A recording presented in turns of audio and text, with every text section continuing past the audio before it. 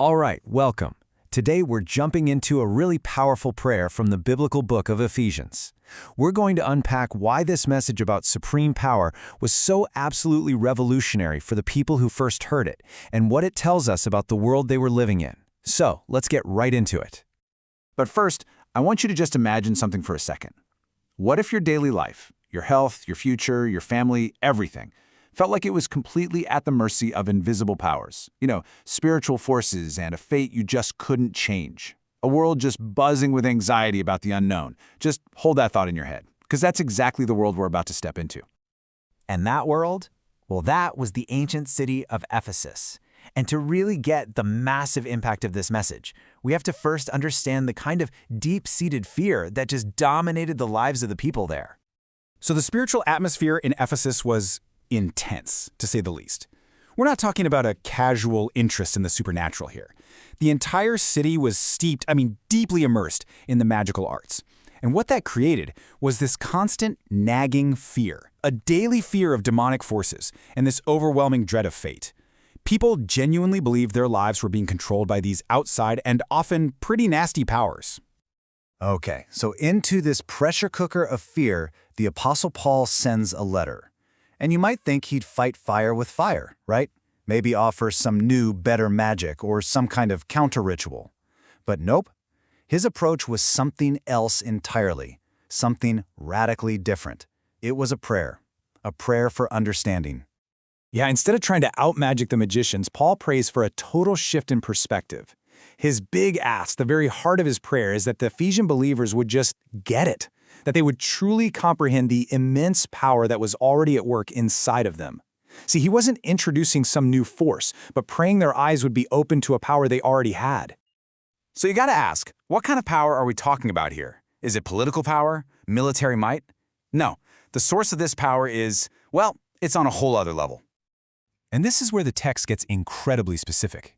This isn't just some vague, be strong kind of power. It has a name: resurrection power. It is the exact same immeasurably great power that God used to raise Jesus from the dead. Just pause and think about that for a second. Paul is saying that power, the one that literally conquered death itself, is the power available to them. So what does this incredible power actually do? Well, it completely rewrites their entire map of spiritual reality. It establishes a whole new chain of command, where Christ reigns supreme above everything else. This quote from the text is a direct challenge to that Ephesian worldview. Remember all those forces and powers they were terrified of? This says Jesus was raised far above all of them.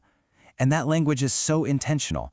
Every one of those words, rule, authority, power, dominion, would have landed with a huge thud for an audience that believed in a complicated hierarchy of spiritual beings.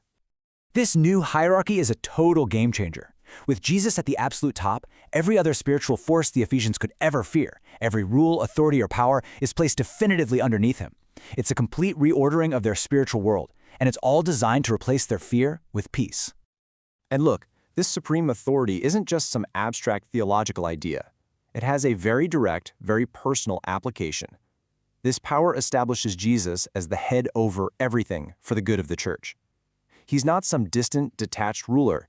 He's positioned as a protective and sovereign head for his people. So when you put all of these pieces together, you start to see why this wasn't just an abstract argument for a theology class. For the people living in Ephesus, this message, well, it meant everything. You can just see the stark contrast. The Ephesian worldview was defined by fear of demons and fate, a reliance on magic to get by, and this deep spiritual insecurity. And Paul's message was a direct counterpunch to each of those fears. Christ's power is supreme, his authority is ultimate, and his leadership provides absolute security. And this is really the bottom line. For the folks in Ephesus, hearing this message wasn't some intellectual exercise. It was a declaration of freedom. It was a pathway out of a life of constant anxiety. It was, quite simply, liberation from fear. Which leaves us with a final thought to chew on. When we strip a message from its original historical and cultural setting, we risk losing its real power, its true purpose. So the question for us is, how does understanding the why behind a message like this change what it means for us, right here, right now?